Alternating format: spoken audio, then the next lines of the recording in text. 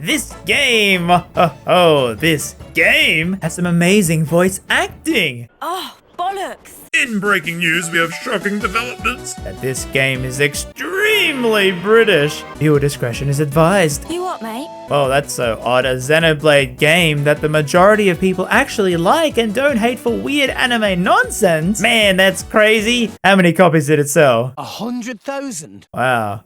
I'm so proud of you. So yeah, here it is, the actual proper Waifublade Chronicles 3. No, that last one is just a little drunk night in the town. We don't like to talk about it. But if you do care as to why... But let's go and see what the third game is all about. So Xenoblade 3 is a brand new story, not linked to the other games. Oh, sorry, I was just choking on this uranium cookie Uni made for me. Drop it, Uni. Where it was sort of at a point where the series you have fans from 1, then from 2, there's weirdos in the corner who like X, and now people wanting a brand new experience with new characters. What the heck are they wearing? Carnival's in town. So the game starts with a clock ticking, as we see some kids running in a town square until suddenly...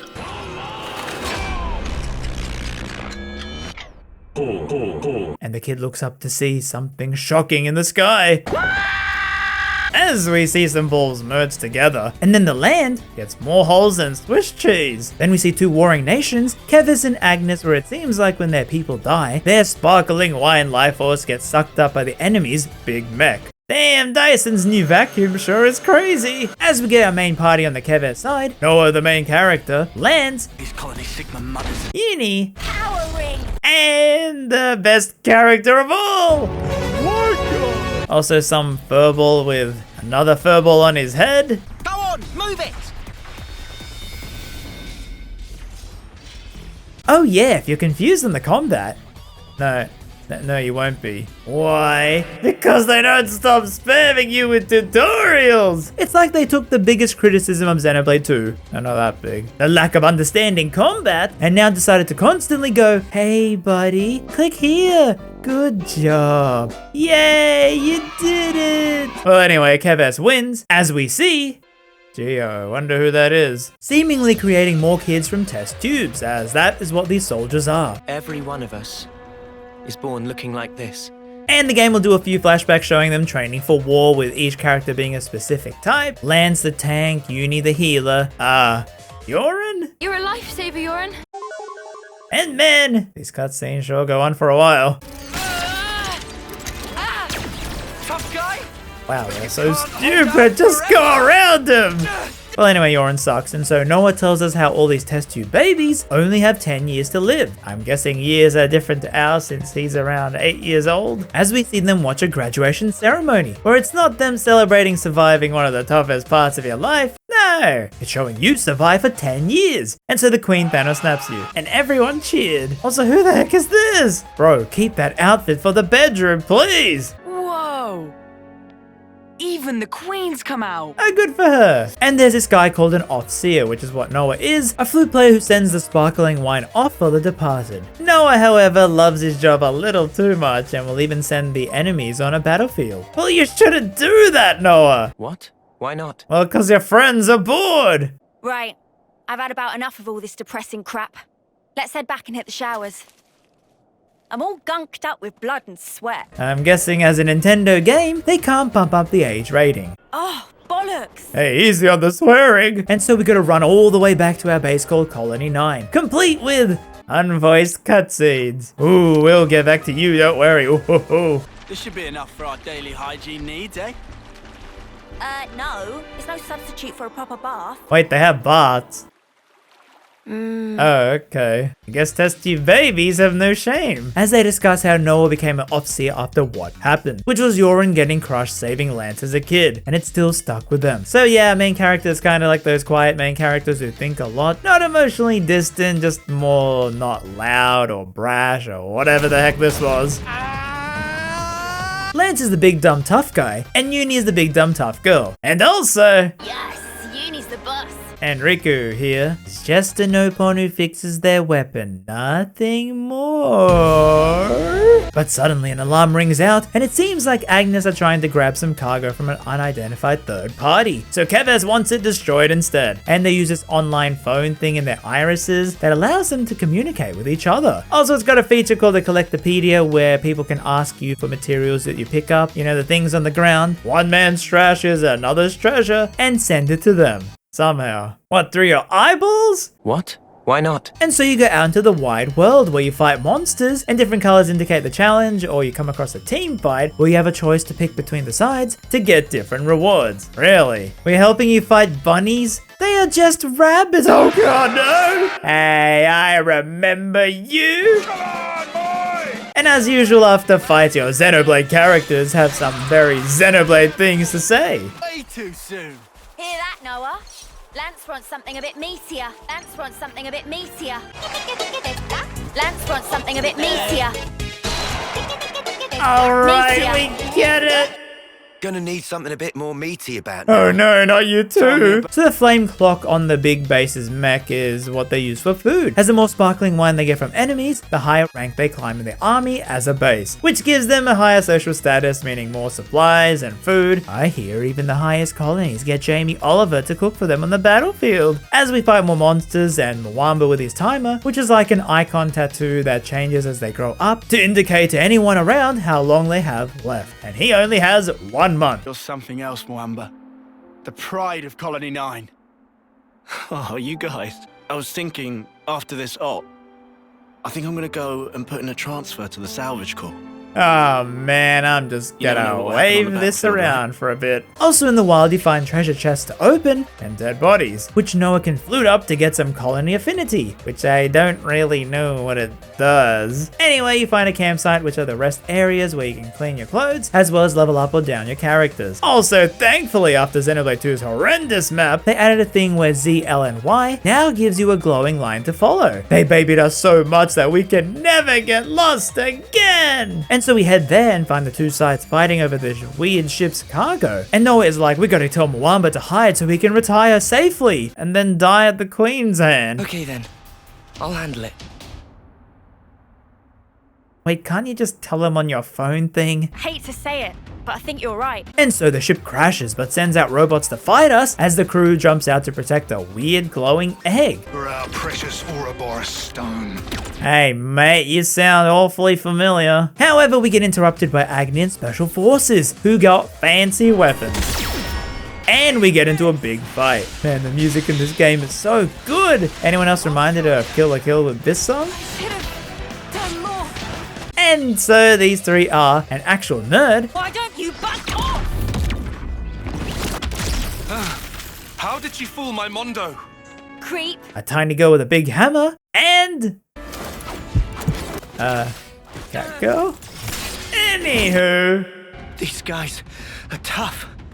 Hate to say it, but I think you're right. And so the two fight, with the cat girl also being an off-seer who uses rhythm to fight, which Noah copies. Also, Noah, I have to mention, doesn't really like the killing and celebrating the Thanos snapping. He's always asking, why do we have to fight? Like, who told us to kill each other in the first place? I mean, come on! Then the Aussie sees our blade and goes, Guess this is what they call fate. and stops us from fighting, asking us, why do we fight? You gotta fight the It's the true face of enemy, your and that real enemy enemy. is...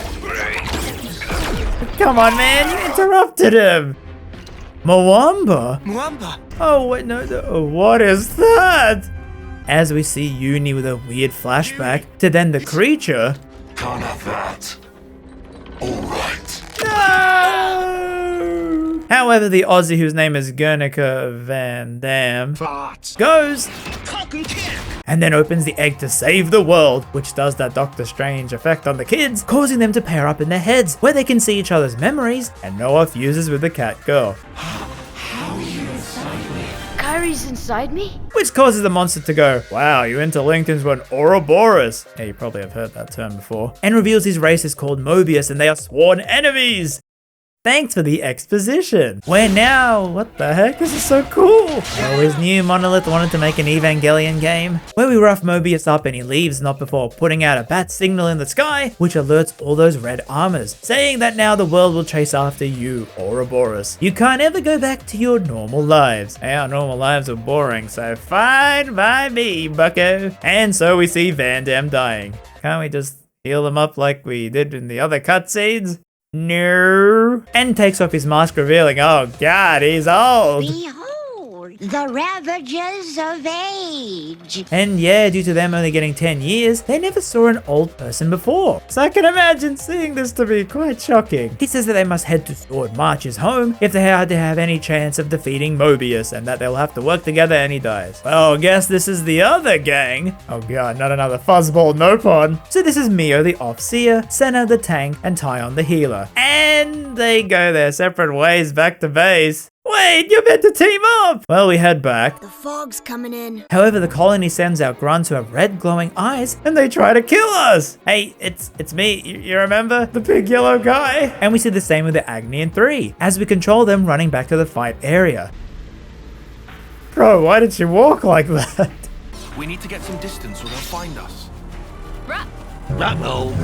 Now while you're running, it was kind of annoying how every single enemy just decides to target you. I don't have time for you. Stop trying to kill me. I don't taste that good. You're very sweet. And they find the other three waiting. What the heck was that day-night cycle? And they both note how their own colonies attack like Mobius said, with Tyon the smarty figuring out the red eyes are the same as the monsters, so they were the ones controlling the colonies. And I guess we form a truce to head to Sword March since we can't go home. Noah and Mio are happy because they can stop the fighting and work out what's to do with the world they live in. Also, Mio here only has 3 months left to live, and you know, kinda doesn't want to die. I agree. No letting the cat girl die. Good. So let the introductions begin. My name's Noah. Hi, Noah. Oh, and this is my passion. I can do the 100 metri in 7 seconds. Pretty quick on my toes, I guess. You go, girl.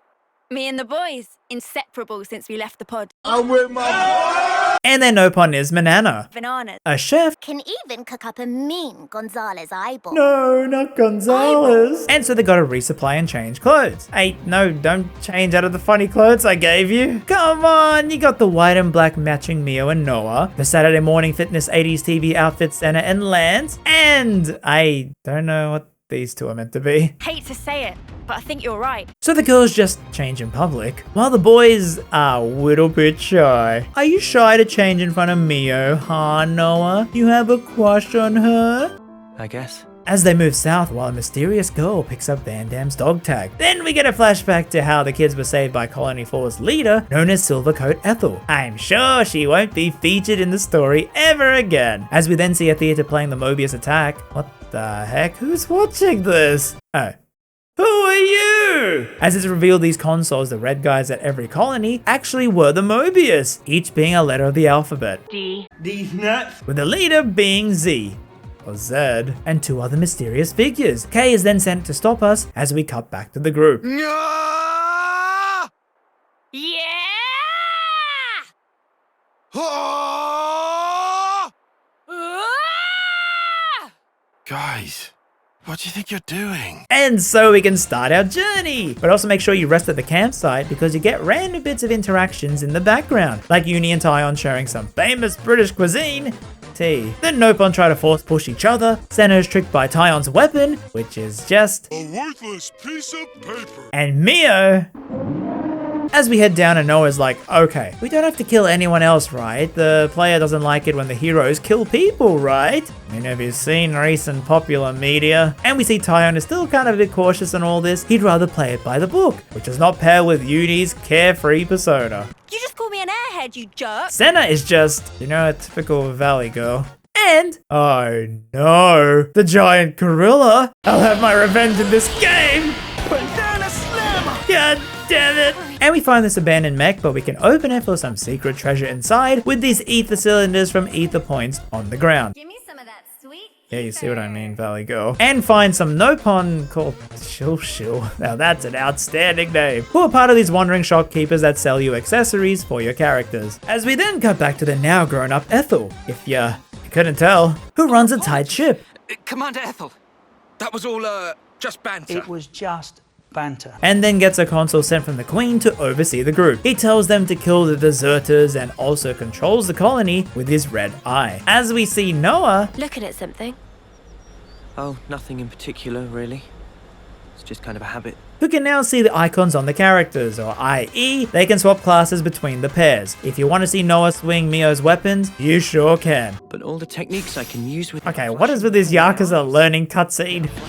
My eyes. And yeah, eventually you get a lot of classes to swap between, I'll show later, but for now I wanted to keep them as default as possible and control Noah because attackers are just so fun. But you got 3 categories of classes: attackers, healers, and tanks. And the combat's the auto attack as usual, with arts being these abilities you can customize. And for a Kevez class, the left side is actually Agnian moves they learn, and funnily enough, the game combines Xenoblade 1 and 2's combat, in that to charge your art, Kevez ones are like Xenoblade 1 where it builds up over time, however Agnian is like Xeno 2 where it builds up as you do auto attacks, and that's just the general gist of it. It honestly made a lot more sense with the tutorials versus Xenoblade 2, and it doesn't feel as slow at the start because you got 6 party members. And yes, I have no idea what's happening half the time. Oh yeah, the Collectopedia still works. Yeah, I don't think our colony is happy we traders are sending them items. And now with Mio, we can do a double send-off. As we head into the desert. Oh, seriously? It's right there, but there's no way to it. Oh, a container. Oh, seriously? It's right there, but there's no way to it. Yeah, sure, buddy. And we find out what British people think of the desert weather.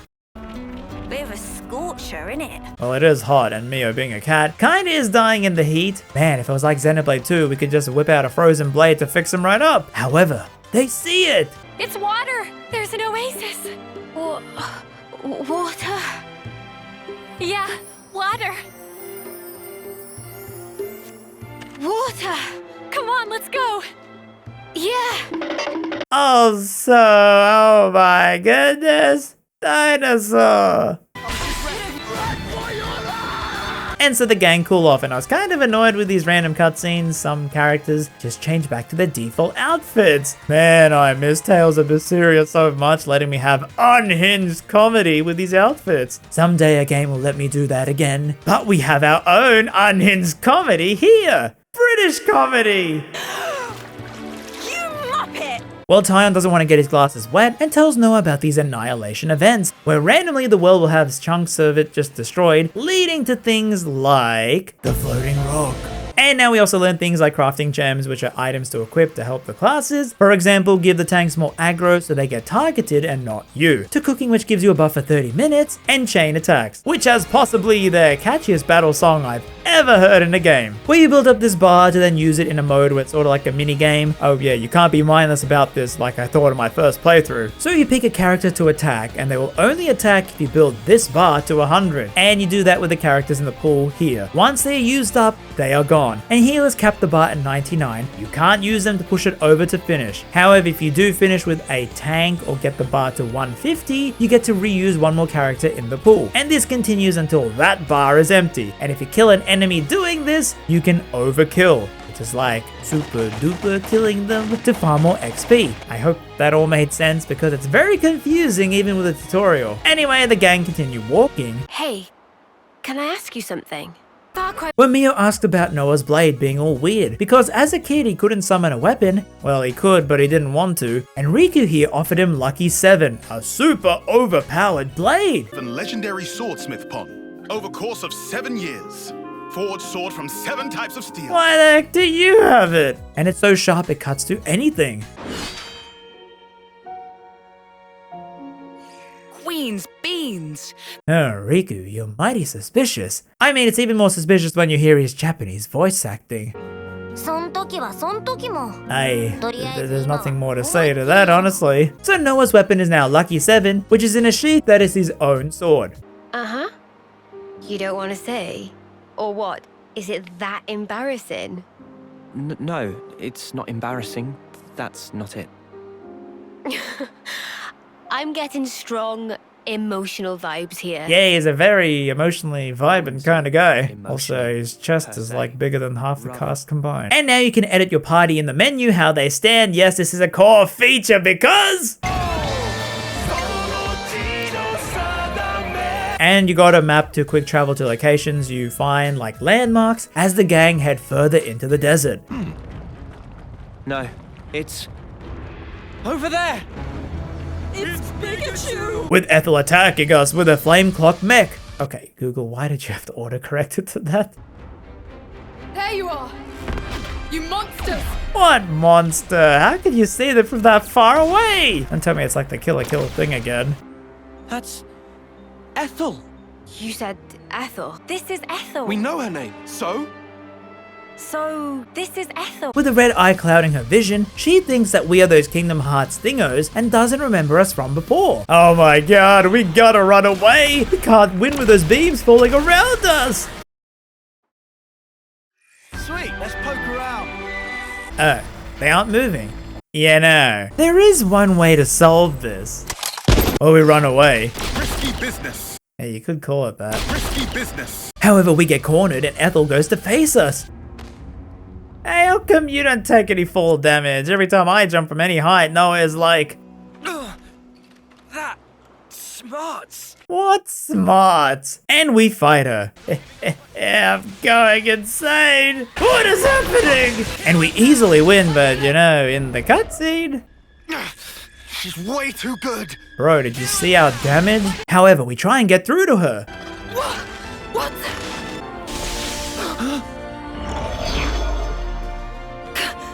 Console. Really?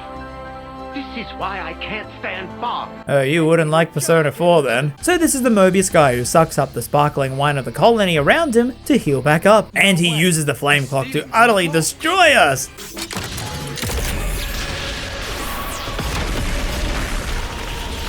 Meanwhile, 10 miles away. However, there's this black fog that keeps appearing around and it seems to block his vision. He legit can't see a thing. And in the chaos with Mia and Noah about to die, both Land, Senna and Uni Tyon, both without warning, fuse into Ouroboros themselves with their own designs. It seems to happen when someone is in danger. And Noah finally uses his Lucky 7, which somehow his sheath sword turns into a glove for some reason. I am Iron Man. And it cuts through the flame clock, releasing all that juicy wine, meaning Mobius can't heal, and we fight. Also, you can interlink now in fights by pressing left on the D-pad, and it gives you a timer, but you have no health bar, and get special attacks, as we kill him. Hey, I thought you said no more killing, Noah. What? Why not? And it's revealed to be another old man! Is this what aging's like? I don't know. And Noah plays that damn flute again. Bro loves his job so much. As we explained everything to Ethel, who reminder still has to work for Kevez. Lower your weapons, Boliaris. Good lord, what is happening in there? Aurora. Boliaris. Well, the colony is freed from the flame clock, and Ethel welcomes us as friends, even though some of the colonies still seem a bit angry. What a jerk. And in the first scene in the base, it's not voiced. Look, randomly the game will have these story cutscenes with no voice acting, and they happen so much as the game goes on, and for a modern game, it just feels unfinished. I mean, when you have a low budget game like AI The Somnium Files voicing every single dialogue choice, you would think a Nintendo published game could easily afford to do that. Voice acting helps sells games. You realize Pokemon has 0 voices and still sold way more? Guess I'm the only one who feels strongly about voice acting. But I want my funny lines! Hate to say it, but I think Uni's the boss. Well, Tanya notes how the Agnian consoles are exactly the same as Kevez, which is odd since, aren't both countries meant to be fighting each other? A console's such a big deal. And these queens of the countries might also be evil. What? Oh yeah? As we then see the Agnian queen. Their existence must be erased without a trace. Welsh, I heard it! That's a Welsh accent! I can't forget that voice in 100 years! 100? Oh, I mean, I wonder what that strange accent is. Maybe it's Scottish, Irish, or perhaps Spanish? Nuevo merchandising disponible ahora. What's that? You're saying the limited 2-week only cat girl crying like a famous manga panel sticker is now available on my store link in the description? Oh, okay, very cool. Now we get Tayon's flashback where he gave a tactical safe plan to attack Akeba's colony, but was tricked into saying a more aggressive plan to his higher-ups, being Nimue, an ice girl, and the commander Iserd. The plan went wrong and they get countered, with Nimue sacrificing herself so Tayon could escape. And now the Mobius Theater group discuss Kay's death as the Tiny One goes to intercept the gang at Iserd's colony, with Boliaris telling us how Ethel's colony was silver rank, but now demoted to dirt rank due to Ethel sparring with an Agnian rival called Smoldering Kamaravi, but she didn't kill him, and for this got the whole colony demoted. And we should discuss more in her office. Oh my god, they don't move unless you're in range, why? And tells us the best course of action to get to Sword March. We can't go over the center of the land due to a raging storm, possibly Rayquaza infested. Tayan, turns out you were right. As always. And it will take 2 months to reach. What the heck? Our cat is gonna die. No, can't we just fast travel? Or like borrow a hover ship or something? Wait, yes, really? We can? I'm joking. What a jerk. Also, the gang realize that now Noah's blade can cut through any flame clock. That means Noah! Your blade can save all those colonies from their mind control. You can stop this madness and save the world! Oh, snap.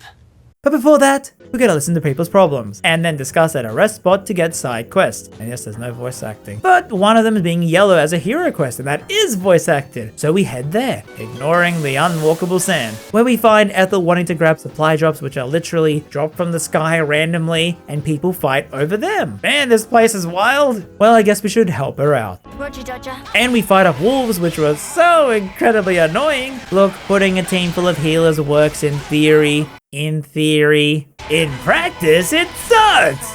Risky business. And helping her out means Ethel now joins your party as a hero. Yes, you got 7 party members, the 7th one is always a hero, that can join you after you save their colony. Because yeah, you can actually go back home now to Noah or Mio's colony and get their hero after a quest. Noah's being this guy who really reminds me of a Pirates of the Caribbean British character. Mr. Commander, sir. 5 by 5.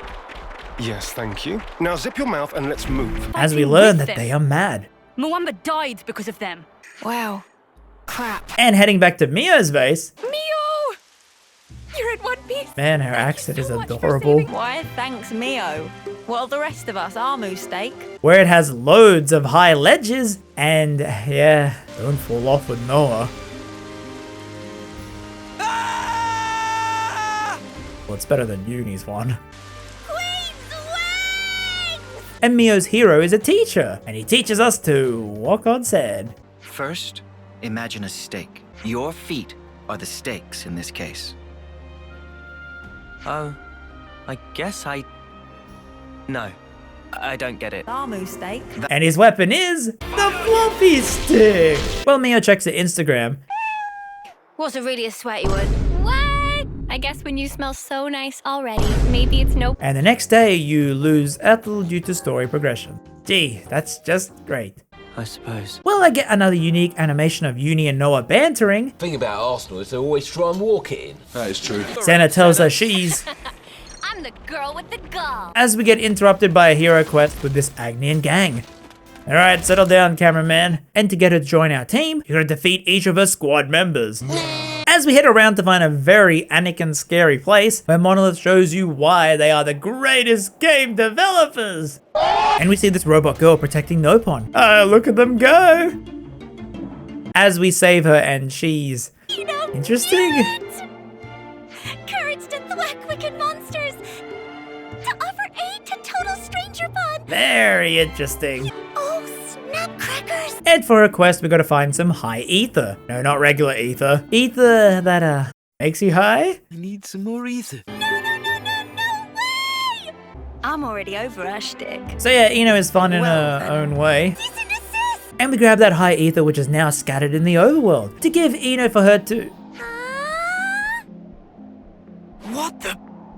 Wow. That hit all the right spots. Did she just drink the cylinder? Please tell me I hallucinated that. And she's an artificial blade made by a haughty old Nopot. Oh god, no, not again! Riku, you were mighty quiet during this whole ordeal. And look, it's very obviously inspired. I know that adorable robotic sway anywhere. And here you can use the ether to upgrade her that you find in the overworld. So I think I'll use it as my main hero for now, with Noah copying her class as each hero gives you one class to pick from, and putting Mio as the attacker. Also in the menus you can customize the interlinks, changing the moves and such. Check out this sick new skill! Check out this sick new skill! Yeah, don't do it in one go. Check out this sick— Well, we head further into the valley. Oh geez, this hole is dangerous. Hey, Senna, get away from the ledge! Meanies. What was that, Senna? Mees. What you talking about? As we were about to climb some vines, but then split up to find a way around. However, a kid with a mech comes to beat us up, so we regroup. Yeah, what was the point of splitting up? God damn it, kid, get out of here! Thank you so much, large man. Landsman. I mean, lands. So his mech breaks and we gotta fix it to move on. I don't know, man, I just didn't like this part at all. Stop joining my party! That's what my master pon told me. Wait, Masterpon? Hang on a sec. Eno just told us what that word meant. How did you forget? And why are you lying? Oh, please let this end. It never ends. So we defeat his console. A console. Games are for winning. By launching and smashing. I'm getting way too good at this combat. Anyway, he teaches us the climbing skill so we can just move on, where we find a rope. Hey, so in this game, do the characters just snap to the rope? You betrayed me! That's funny. What's funny? It's funny. It puts your mind at ease. I think I could get used to this. So yeah, it is weird how the animals in the world actually age, but none of these soldiers ever noticed.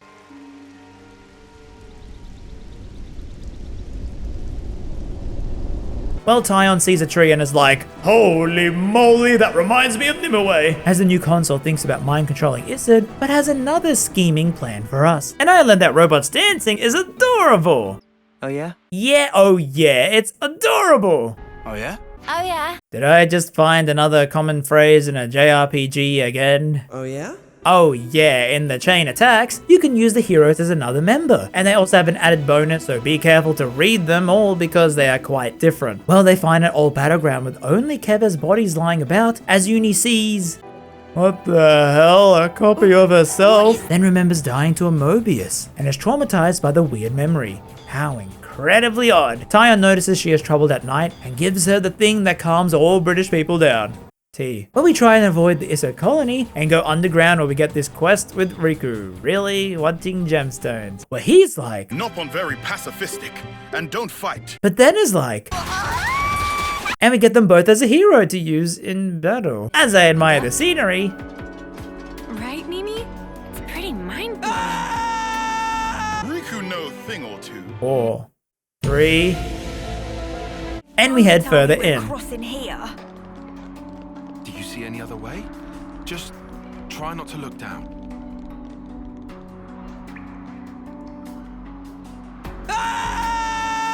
As we then fight spiders. Oh no! Anyway. However, we get purple gas, which was the same tactic Tyon used in the flashback that killed Nimue. And so we have to escape! Water.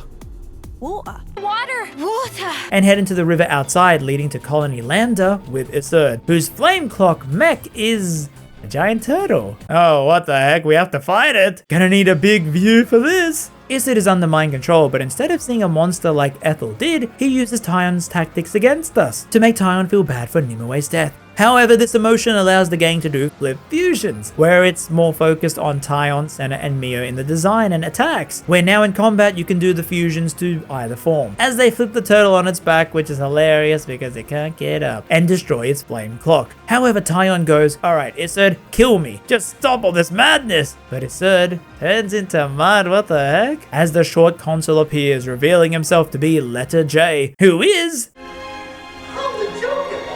Yes, Yoren, who did die back then, but now somehow is a Mobius, shocking our Keves group. Have you ever felt so much fondness that it made you quiver?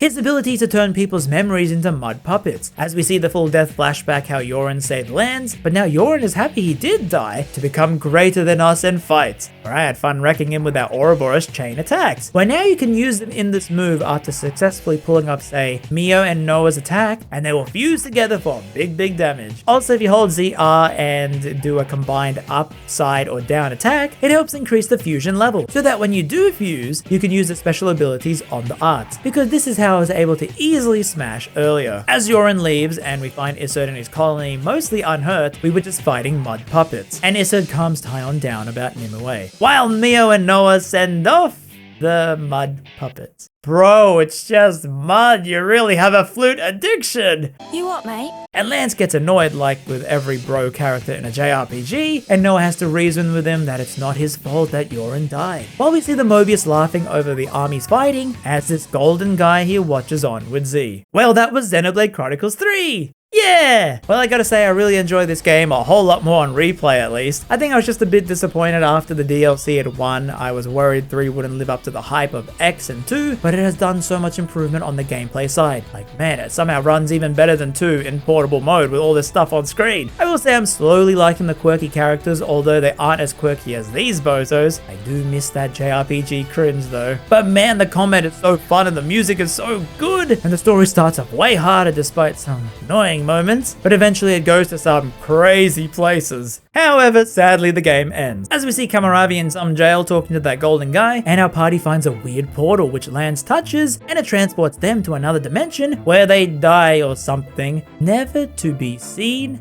again. Huh. You know what? Maybe. Just maybe, if people actually wanted, like really wanted, and rewatch and share this video. Yes, okay, if after 2 weeks on the upload date, this video gets 100,000 views. 100,000? Yes, you heard me, Rex, 100k views, proving that people actually want me to continue this series. So share, rewatch, hit like on the video, and prove that I am able to avoid spending so much effort on these videos. You know what? Maybe, just maybe, I can do another part to this. Trojan, RamZaes, Magnum, Chic! And a big special cheesy thank you to my patrons, including Cominimus Crime, Coxel Sin, John Porter Gill, Master Pro Nera, and Worker B.